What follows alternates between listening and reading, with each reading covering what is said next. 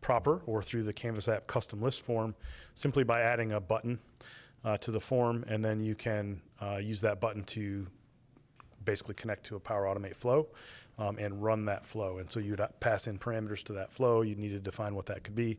It could be JSON with like all of the record data, all of the item data, or it could be a specific command or something like that. And then it would be up to the flow to actually do the work. And in that flow, you're going to probably do there's a few different ways to update items in SharePoint. One of those, the standard out of the box way, is going to be update an item in SharePoint. There's an action for that. Or create a new item in SharePoint. That's another action you might use. But then there's also an HTTP or SharePoint HTTP request. And in that scenario, you can basically make a custom post to the SharePoint list and update the list item that way. So in that scenario, you'll be posting basically some JSON content through an HTTP request to SharePoint in order to update the item. So that's the gist, the high level. Yeah, digging in deep right off the start. Sorry about that hiccup. Okay. So it sounds like people can hear us. So we are in a completely different room from. You probably don't even realize it. It looks the same, but we used to be in a room right through that wall on the other side here, and so we've been moving stuff around and reorganizing things, and so one little cord got swapped. So glad that we could sort that out. I do want to pose the question, if anyone has any questions, like what are you working on right now? What is your goal this year? What are you trying to accomplish? What's standing in your way? What are your hopes? What are some of your fears? Drop those in chat, because I think we only have a couple that got sent ahead of time. So would love to see some questions from you all. So the next one, Mitch, is a question for you. Yeah, yeah, let's do that one. So this is a two-parter. This is from Mick in regards to a podcast where we just released one on how Teams is changing their chat and channel interface. And Emma said something like, you have to go to a caret thing to get meetings to open. Sorry, I'm a little lost on this one. To get meetings to open. Sounds like a separate area to see. Yes. So unfortunately, I don't have a visual to show right now. I'm on a temporary laptop, and I left my laptop at home today on accident. But the concept is, yes, everything in that sidebar, the chats and channels all get combined into one list, and you can have different sections within that list. And so when she's talking about meetings, yes, there's like an extra section that you can flip open and close to be able to see the chats from those meetings. So yes, it's not getting meetings themselves like started and joining your meetings. It's just the chat for those meetings. So hopefully that clears that up. We have more that we want to do on this chat and channels interface change as we are sort of coming up with our strategy to it and how we want to recommend people use it. So the podcast that we did was very reactionary, quick thought, and not anything too formulated. So more to come there. Second question. I was a little surprised to hear Mitch say, I use Slack. Is that standard at Bulb Digital in combination with Teams? I learned about the existence of sections in this video, so again, thanks. Yes, so this has been a topic of conversation for a few years now. Mm-hmm. We actually have a podcast episode. Maybe I'll have Livy pull that one up and drop a link, but it's 5 tools, non-Microsoft tools that we use.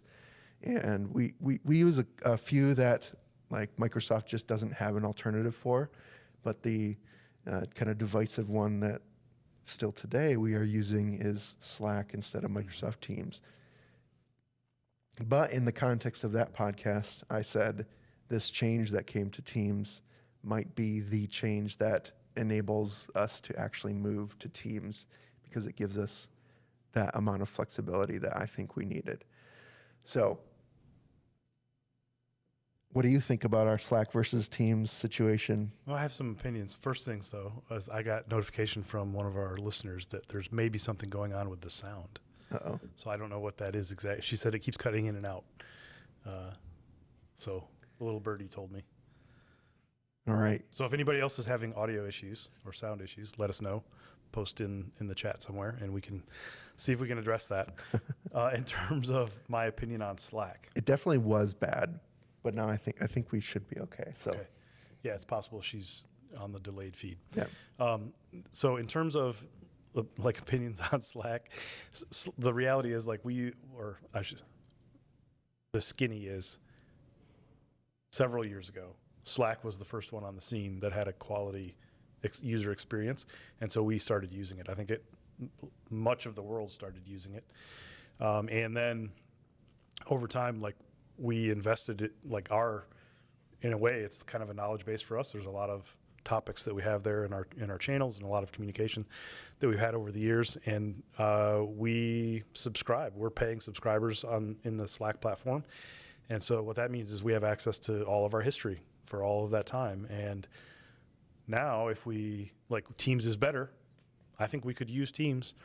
But the reality is now we have a whole knowledge base in Slack that we got to wrestle with how to move. And so that's part of the reason that we're probably still stuck in both worlds. In some ways, we are in a situation similar to what we see our clients in, where I'm using this tool, it works, but I want to probably move over to this Microsoft tool. Should I? Shouldn't I? What does that look like? And I think the ideal scenario would have been Teams was all that should have been back when it first became a thing.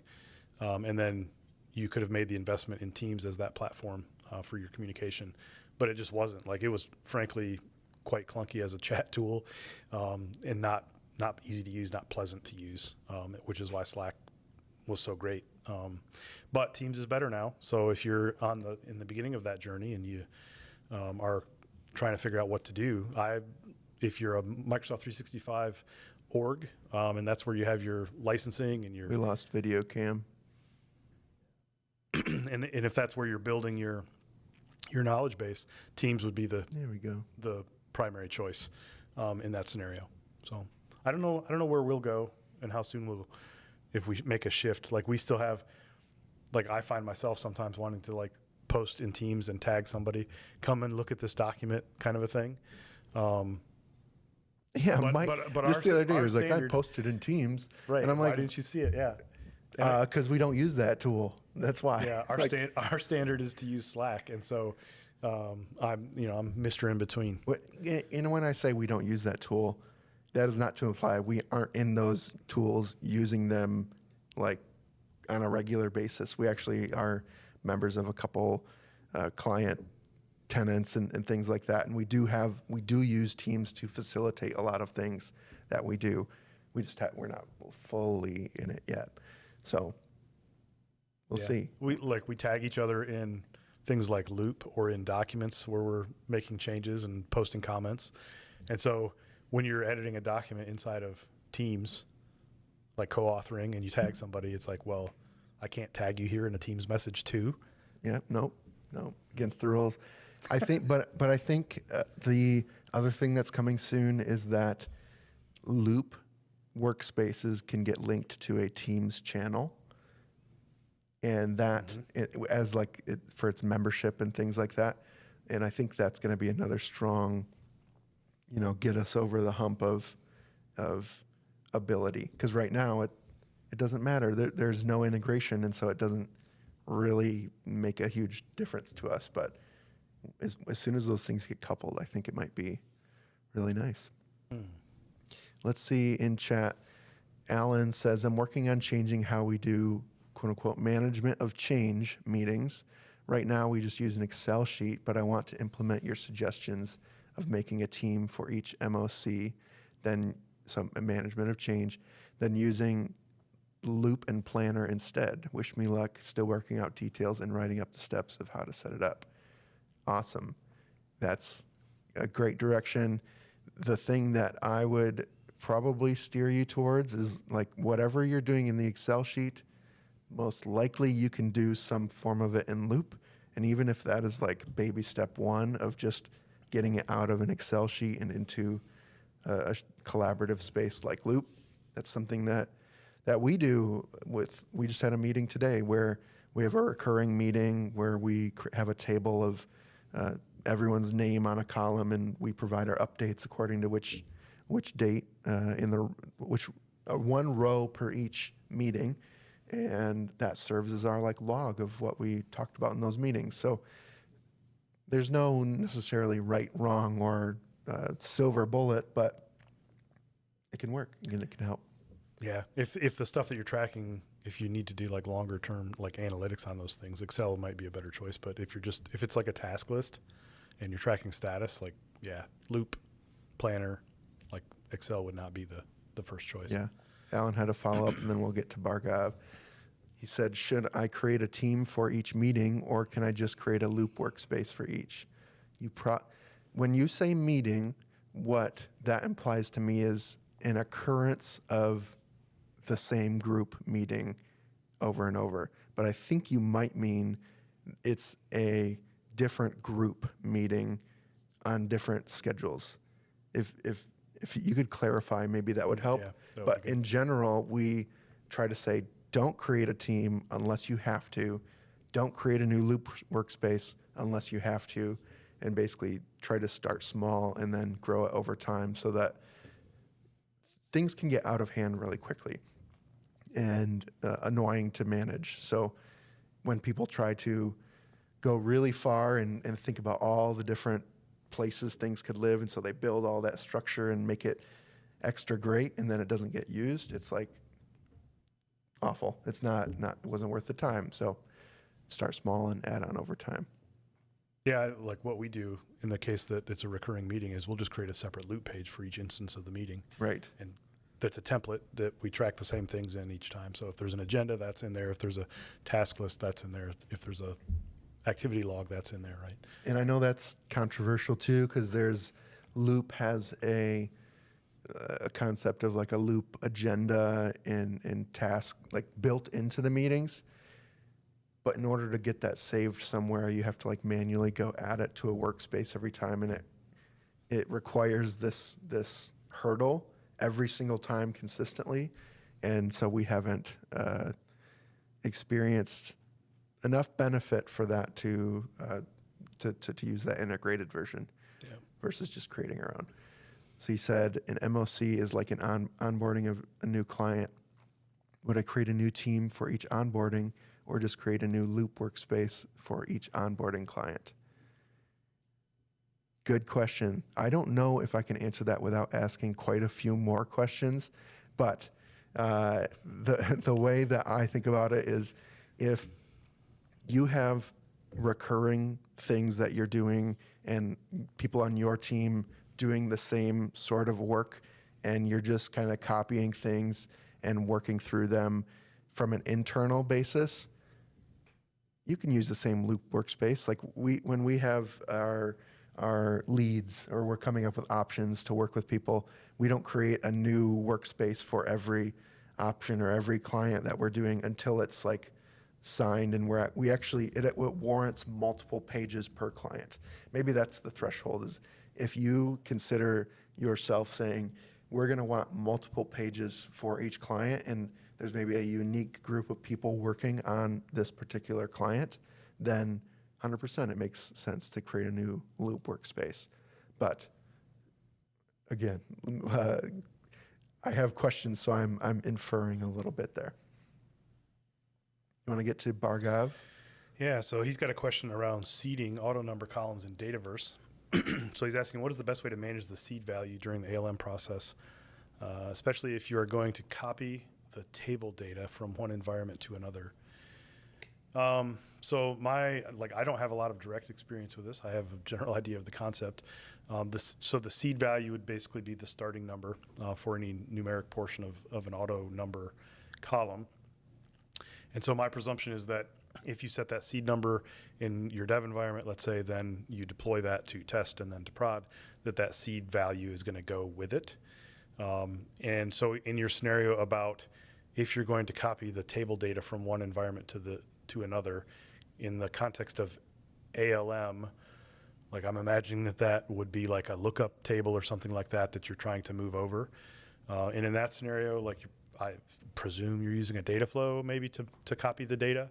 That would be one way to do it. And in which case, I think you can just write into those fields with whatever the values are from your source to your destination. And so the auto number values, the presumption there is that you would just overwrite. But again, I don't have direct experience with that specific scenario. I'd have to go do some actual sandbox playing to know. I just glazed over there. I didn't Yeah. I didn't hear any of that. But it was probably good, right? Good enough. I don't know. You going deep. We can count on Bhargav for that. He's one of our community members, and it's always good to get questions for that. Yeah, that's not something that you had to do before. No, I haven't messed with auto number, frankly, at all in Dataverse. I have had to do things where we create artificial or alternate keys to maintain uniqueness and stuff like that in tables, and you can suspend those keys while you're doing a data flow and things like that. So you turn them off and then you can turn them back on, or you can fix your data and then turn them back on. So it's similar in nature, but it's not exactly the same. Cool. I just realized I forgot to say ahead of time, for those of you in the Teams meeting, if you're like, I see people typing, and so if you're like, oh, I have to type up this novel, and you'd rather just come off mute and have a conversation and chat, you're welcome to raise your hand, and we can allow you to come off mute. But Amanda just left a question here. So, let Bhargav, can we allow him really quick just to close the loop on that one? Let's see, either Cam or Livy, can you enable his mic? Looks like Cam's doing it. All right, loud mic. Coming to you live, Bhargav. All right. Hello, guys. How are Hey, you? good, how are you? I'm good. So, my question, sorry, I didn't clarify this, but the issue I ran into was when I copied the data over, the seed value is still same, but there is already uh, records in the table that are past the seed value because I copied it over from test to production, Mhm. and now the seed value is past it. So when someone tries to create a new value, it will try and create from the seed value, but that value has already been used. Yeah, okay. So it So, will trigger a duplicate detection rule yep, that makes sense. and prevent user from creating a record. Yep. So I don't know the specific strategy to deal with that. Like off the top of my head, something that you could do might be something like a limited like solution where you create a solution that just has that definition in it for that column. So you can, I refer to these things as like hotfix solutions. And so you could, instead of redeploying the whole solution, you could change a seed value and deploy, because the thing you want to avoid is creating a layer in a production environment, an unmanaged layer. So you don't want to go in there and monkey with those settings if at all possible. So then what that means is you could change that seed value in your dev environment, let's say, to be the new value it needs to start with. And then you could choose to redeploy the whole solution and then don't add any more data, right? And then it should just pick up at the new seed value. Or you could take that one change that includes the seed change and put it into its own solution and call it, table seed rename or something like that, hotfix, and then deploy just that solution as a managed solution to the target environment, which would then just update the seed value. So that would be a way to do it through a managed solution that you could then deploy with managed pipelines and all of that good stuff, and not have an unmanaged layer in your production environment. So it's a bit of a manual thing. I don't think there's an automated way to do it. I don't think the ALM process has a way to know that you're going to put data in there and then like, oh, we need to change the seed number based on what that data is. That's just not a thing. So you have to figure out a way to manually do it. And a solution deployment would be a way. What I'm sort of hearing, and correct me if I'm wrong, is let's pretend, I think I've dealt with this before, an ID on something is 55 and 56, 57, but you're like, I need to start over. I'm going to start seeding back at number one, and eventually you catch up back to ones that exist already, and you need to like reset or avoid the existing numbers, or not even that you catch up. It's like it's already caught up because Yeah. the initial table definition has a seed value of 1, and then you data flow some data in there from your test environment to your production environment, and so now you just filled in 1 through 100, Right. and the seed value is still 1. So like for whatever reason, like it seems like the environment ought to be smart enough to like figure out that the seed's already advanced, but it sounds like you're going to need to like manually advance it through an additional deployment or something like that. I'd have to go look it up. I'm almost certain there's probably a workaround. Follow up with us in the community, and we'll try to close the loop there. Yeah. I'm going to read Amanda's question here. I'm an executive assistant for an EVP of go-to-market. I support him, his team, and 10 leaders and 110 people in the org. I'm in the process of improving overall communication with his org and cross-functionality. Sweet. EVP and I are using a separate Teams channel and utilizing Planner and Teams to capture high-level initiatives that he discusses in one-on-ones with each of his leaders. He does not want each leader to see what other leaders' initiatives are. Ooh. Little like mental note there. My question is there any way to utilize Planner and Teams so that I can tag a task for a leader in a separate Teams channel or chat, but tag that task in a way so that it shows in the private Teams channel between myself and EVP, so I'm not doing duplicate work? Can I tag a task for a leader in a Teams channel or chat, but tag that task in a way so it shows in the private Teams channel between myself? Let's see. So, like I said, my flags are going up a little bit because the entire premise of improving overall communication and collaboration with these tools is we are working in the same space together, and everyone can see what people are doing and what they're accountable for, and what the boat that we're all rowing in together, what that looks like.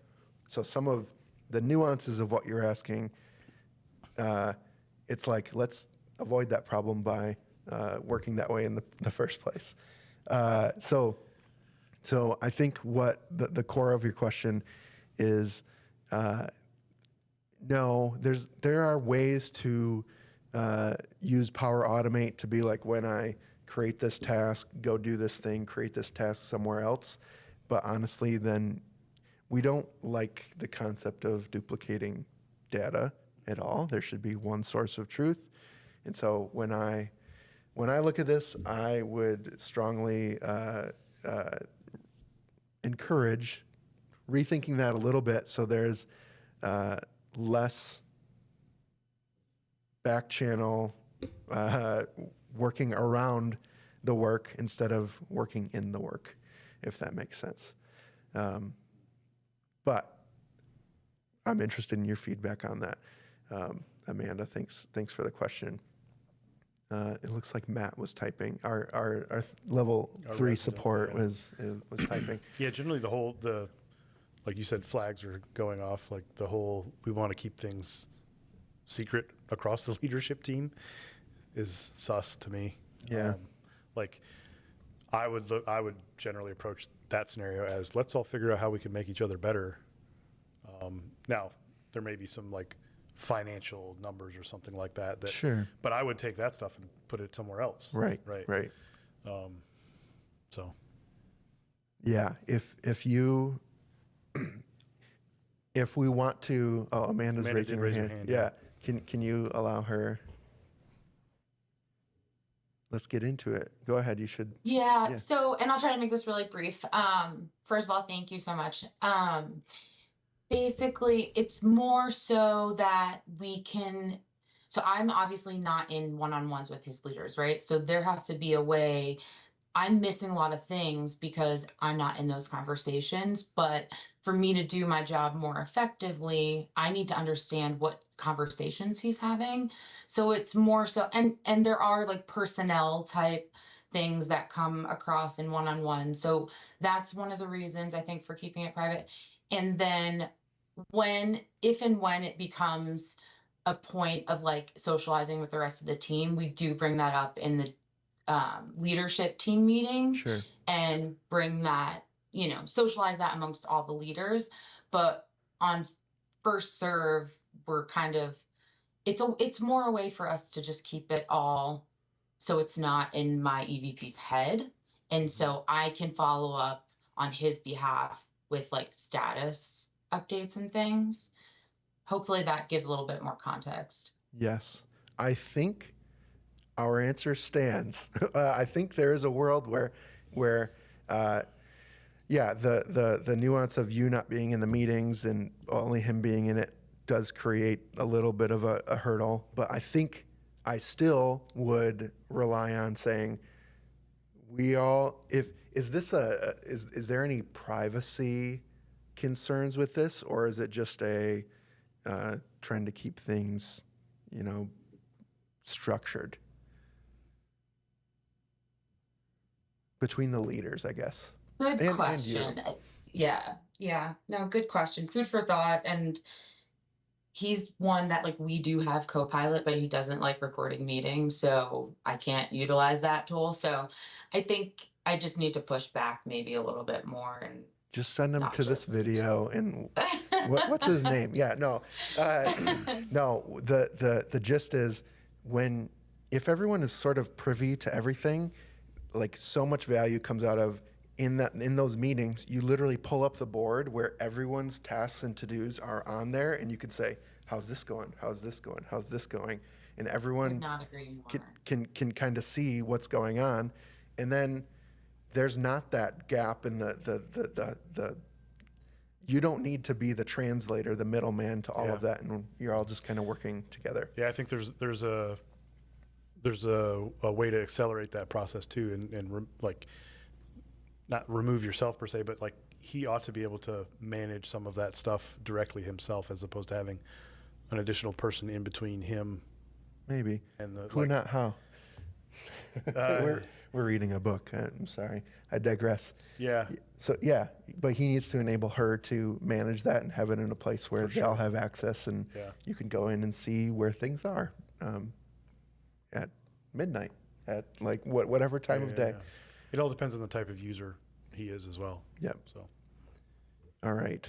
Thanks for the question. Happy to loop back to us if you get further on that. Let's scroll up to Sharon's question quick. Can you do it on the other window? Well, yeah.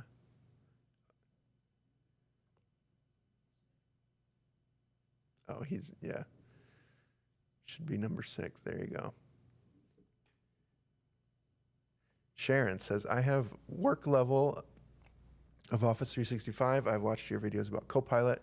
What version am I wanting my administration to have applied to my account to help me capture my notes from meetings where I do not record due to proprietary ideas?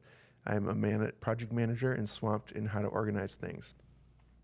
The concept of proprietary ideas does not exist in Copilot because Copilot is segmented to your tenant and does not touch anything outside of your tenant unless you explicitly ask it to. And even then, it does not really share your data.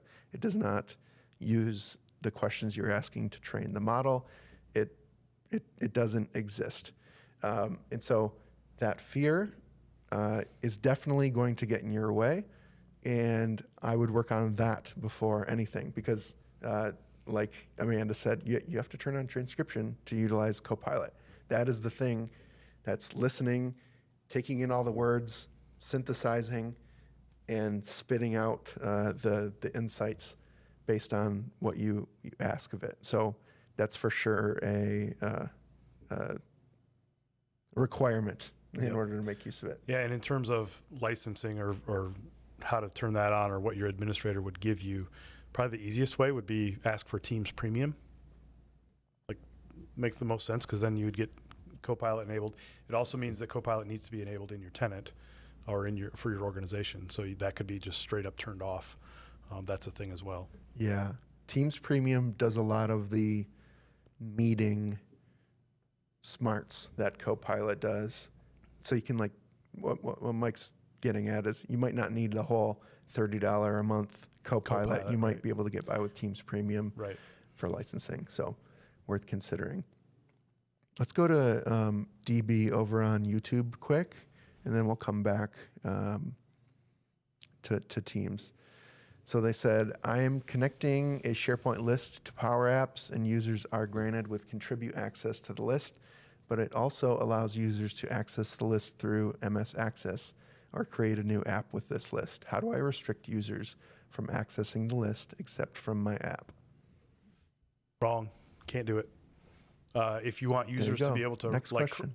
create records, update records, which is contribute in your SharePoint list, you're going to need to let them have access to the list. You really can't keep them out of there. Like the hacker in me can think of some ways that you might try, but that's not how it's designed to be used. So if you're going to connect a Canvas app to a SharePoint list or a SharePoint document library, generally you're going to want your users to have some sort of write permissions on it, which means they can go to that URL in SharePoint and do those same things. So if you set permissions right, they shouldn't be able to do any more in the SharePoint list than what you allow them to do in the Canvas app. Like like if you're letting them create things in the Canvas app, like maybe you restrict certain fields or something like that. I can understand that challenge, but you're also opting for the free database option. Mm-hmm.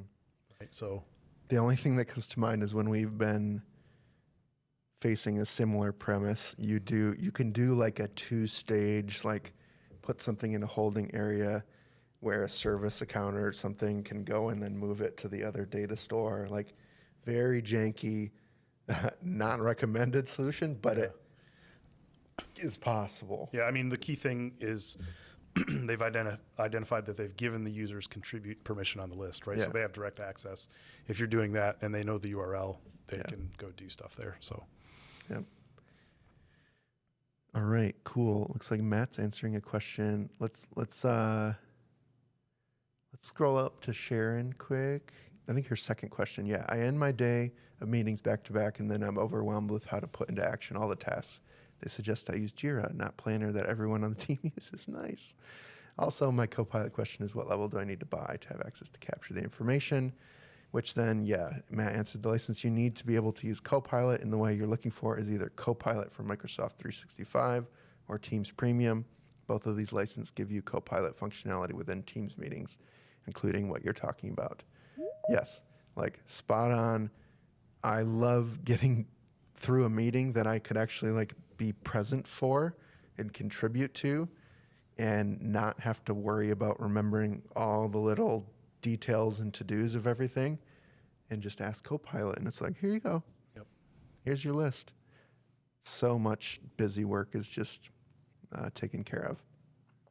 yeah, you'll open up a lot of doors once you use Copilot for that type of thing. Yeah. Let's see. Is it for... Okay, Tanya was asking questions about other things.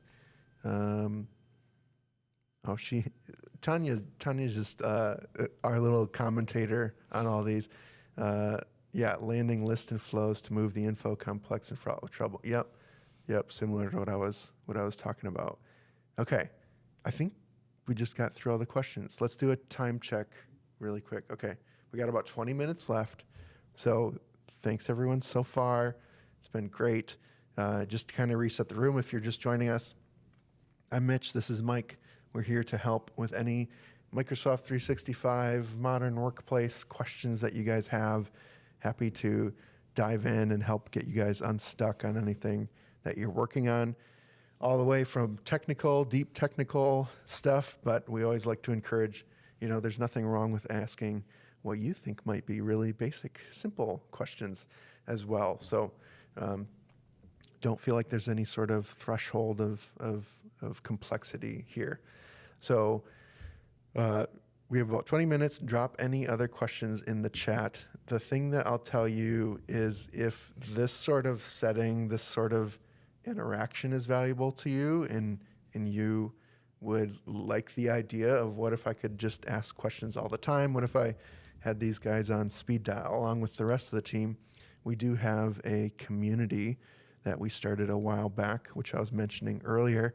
It's called the Workplace. The idea is we have our own basically private forum where you can jump in, ask questions any time of day, and we are accountable to that. We see when new questions come up, and we always make sure that someone is on it and answering any questions, and then we dig deeper over time as needed, and we even do regular programming and hot seats and different. It actually also includes all of our resources, all of our courses, everything like that, just out of the box. Monthly digest. Yep. Yeah. Microsoft. Yeah, if you're looking at the updates coming from Microsoft and you're totally lost, or you don't have access to the admin center to see what's coming, we share our take on that every week in our community. And we say, here's what you should be thinking about. Here's the things that don't matter. And yeah, here's our take on those things. So Livy dropped a link to that in chat, but it's called The Workplace. We'd love to see you in there. All right. Amanda asked, is there a resource you'd recommend for Power Automate for beginners outside of Google and YouTube? Yeah, why the clause at the end? I have a really good YouTube video about how to use Power Automate that I think is a great place to start. She took away a lot of the best options. Yeah, right. Do you have anything that comes to mind? Everybody Not Google. Everybody learns. Not YouTube. Yeah, everybody learns differently. Copilot. Yeah, AI. AI, like if you have Copilot enabled in your organization, in your tenant, you can often the best way that I solve these types of problems is like somebody give me something that needs to be done or problem to solve. And I'll say, oh, I'll try to solve it with this tool. And then I start using the tool and figure out how to use the tool. The good news is now that Copilot is there, you can actually ask Copilot. You can literally have a conversation with it and say, I want to do this, and it will build the flow and put the actions in it.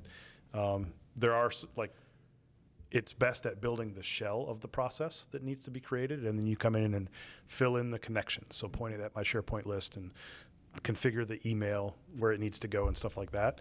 But once you have that shell of actions there, I think that helps you along the way. So, and if you don't have Copilot, ChatGPT minus right. sensitive data for those with privacy concerns. Well, for ChatGPT can't construct the flow. No, right? I'm saying more as like bounce an idea off of it and help dissect your problem. Yeah. One of the things that I've heard from other people is like they struggle the most with figuring out how to sift through the plethora, the multitude of actions that you have available in Power Automate, because like, oh, what do I use, right? A lot of that comes with experience and time, like using them, learning what's there. But Copilot is a great way to construct that. Like, I don't even know what actions I need to use, but I want to do this, and Copilot will assemble that for you, and then you don't have to go find those things individually. Yeah. Looks like a few other people are dropping things in chat. Microsoft Learn, Bargov said, nice. And then Sachi, she's in our community as well, Microsoft's Power Up program. You guys are supposed to say, oh my gosh, get in the Workplace. It's so amazing. Mike will help you with all your questions. Guys, I'm just messing around. Yeah, so the Microsoft resources for sure are helpful. I was just thinking when you were talking about, well, Copilot can help you, we're starting to sound a little bit like Microsoft because they try to weave Copilot into every single sentence that they say. Yeah. But that is a real recommendation. Like we have actually found. It works halfway at least, and halfway is not nothing. Yeah. Yeah. Amanda says, will this chat be available once the call ends? I don't know. I think so. Like, we don't do anything to not make it available. Yeah, I presume it is. It's available to us. Yeah. Yeah, and you'll you can, if there's anything specific you need access to that okay, Craig says the chat remains sweet. Yeah. Sometimes things get weird with like external meetings and recordings and stuff like that, but okay. We got 10, 15 minutes left. Who's got other questions? I don't see any right now. Again, the premise that I always like to give is, let's say, like we're at the beginning of 2025 right now. Maybe you have a goal for sometime later this year to be somewhere new, somewhere different. What is in your way? What's blocking you from getting there? And even if it's just to commiserate and get it out there. We're happy to talk about some of those topics. Or another prompt you could think of is like, is there anything that we could talk about content-wise, things that you're wondering about that you feel like we should, have a perspective on? Barkov says, you guys can help, but I'd rather resort to you guys after I look through Google, YouTube, AI, etc. That's fair. That's fair. I usually use Google first before I use you. But do you use Google before Matt Dressel? Yes. I mean, we're all busy. Speaking of, here he is in chat, everybody. He loves when I talk about him like this. Any other questions? Oh, yeah. Alan, you had posted that one earlier. Sorry. I was told that Microsoft was going to do away with MS Access. Do you know if that's true? And if so, what is the next program to build database applications? I'll speak to the first part of it. Is Microsoft going to do away with MS Access? Officially, not that I know of. Practically, and according to what we have seen in the past with Microsoft, yeah, it's going to die or become unsupported and be on life support for a while. 20 years. Yeah, but who knows, really? That does not mean you should count on it, and you should start to move away from it because it's for sure on its way out. What would you recommend as like the next alternative to Access? Model-driven apps with Dataverse. Like MS Access is going to require your users to have an Office license. Yes, Dataverse and model-driven apps requires that you to have some sort of cloud Power Apps license for all of your users, but it's well worth it. The amount of time that you would spend building, maintaining the application is so much smaller than what you do in Microsoft Access that the license cost is not even a question. You have a video all about I do. that. Especially like if the app is worth building, like if it's worth having that application around for your organization because it's got mission critical data or it serves mission critical workflows, then and your business is worth existing, then it's worth the small license cost for Power Apps Premium or Power Apps per app licensing. Like it's. And we've seen this firsthand. We have a couple clients who have like built pretty extensively on these tools, and it has become literally core to their business and their process. And it can be powerful.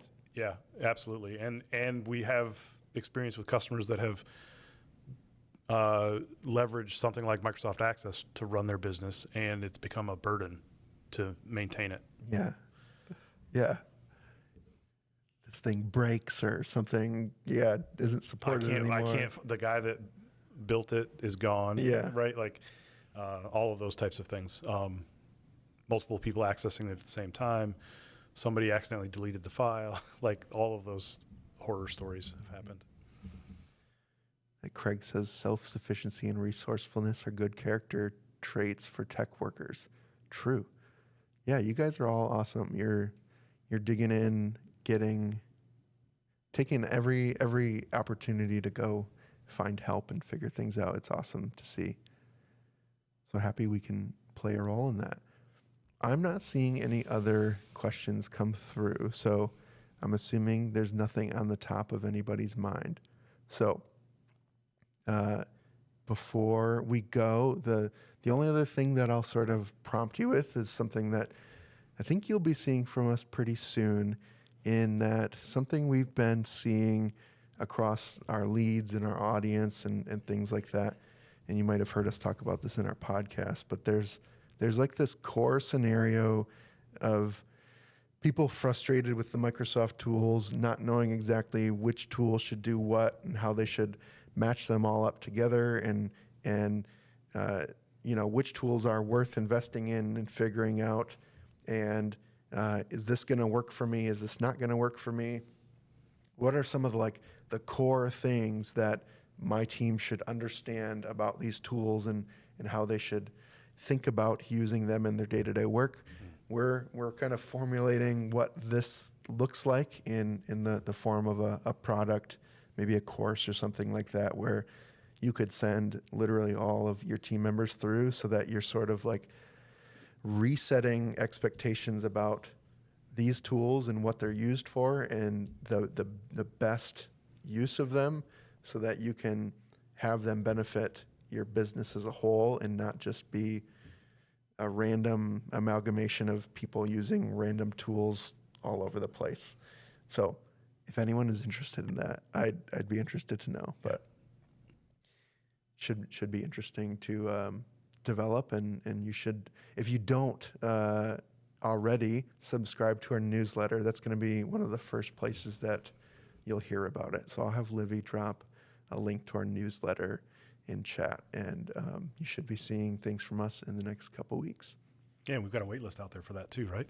We do. Yeah. Yeah, sort of in the context of project management, because a lot of people came to us from that project management video. So if you go to bulb.digital/PM, that one is a little form of like, it helps inform us around what role project management takes in that. So Blake on YouTube says, definitely interested. Awesome. As a project manager, Sharon's getting into it. Great. Yeah, let's give that preview. As a project manager, what would be your core apps within Microsoft you recommend? So if you haven't seen, Emma does a good video, or she released a video not too long ago about using Teams for project management. But the way we look at it is, if you're talking about project management in the sense of it has a start and an end date, it is bespoke, we're putting together a team around this initiative, and we want to see that from start to finish and make sure everything's happening in an organized manner. That is what we would refer to as project management. So if that's what you're looking for, Microsoft's recommendation to you will be use Planner. Planner is a little bit tricky in that the basic Planner has every potential to be great to serve in a project management scenario, but it's like 80% of the way there, and that 20% leads to a lot of frustration. And so what we have, come to accept, is maybe the right term, is that Microsoft is definitely investing way more in Planner Premium, which is the paid version of Planner. It haunts me to have to tell any of you, since even though you have a subscription and you have Planner, you need to pay extra for what I consider some pretty basic project management capabilities. So Planner Premium, if you go into Planner and you create a new plan, you'll see an option to create a premium plan. Again, different license, but that is where you'll see a lot of the tools that you would see in other competing project management tools. And then I'm on a roll here. Ramble. Feel free to stop me. The communication aspect of project management is super important. A lot of what we pitch is topic-based communication. So having a place, a team, a space for you all to be on the same page, communicating in an open way, not in a direct message back channel, hope everybody gets the updates sort of manner. It's very out in the open, a way that everyone can contribute and view the conversations that are happening. So we would recommend using Teams and Teams channels for that. Project Planner Premium does integrate with Teams channels as well. We're still exploring that a little bit. And then sort of the random one, the little stepbrother that has kind of come up from behind is Loop. Loop has been around for a year or so now, but you should view Loop as sort of a good, it's sort of a spiritual successor of OneNote, but it is a space for you to have text-based collaboration around things. So if you've ever thought, let's create a Word doc so we can write about this thing and put our ideas down and work on something together, you might want to try Loop, because if it's not actually important that your thing is a document with very specific formatting and things like that, and you just want to be able to work on things and pull in different resources and build out your workspace, Loop is super important in that space. We use it a lot for meeting agendas, meeting recaps, project overviews, all the things that are like about the things that you're working on that don't necessarily fit into, say, a project management tool or in the context of a communication tool. So sort of like the static space around that. So Loop is a new best friend.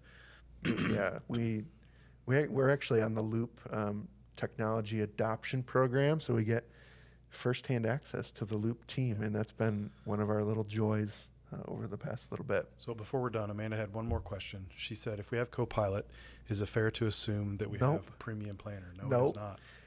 Nope, sorry. Oh my gosh, that pains me so much. It's separate. It's different. It's an add-on. I believe you should be able to get like a trial of things if you want to try it out, and they'll give you access. But no, Copilot is different than. Well, she says assume. Premium Planner Premium is a segmented a license that is has to be bought a la carte, basically, as far as I know. Can you please share the video that Emma's reviews? Yeah. So Livy posted that over there. Okay. Yeah, we're coming right up on time. Let me see if I can answer Blake's quick. One more, yep. Is there a default loop in new teams now? I heard that was coming. May just not have been deployed in my org yet. It's not out yet. We are patiently waiting as well. There's things I would like to say, but I can't. We're going to be learning more about it soon, is what I'll say. So then we can help teach you all more about it. But as far as I know, it's around the corner. And I'm excited about it. Cool. I think that's all we have time for today. So thank you all for joining so much. It's been great getting to know you all a little bit and having you pick our brains and us dig into these questions here. So we will be back next month, first Wednesday. And yeah, Livy just dropped that in there. You're welcome to register, and we'll see you all soon. Thanks. Thanks, everybody.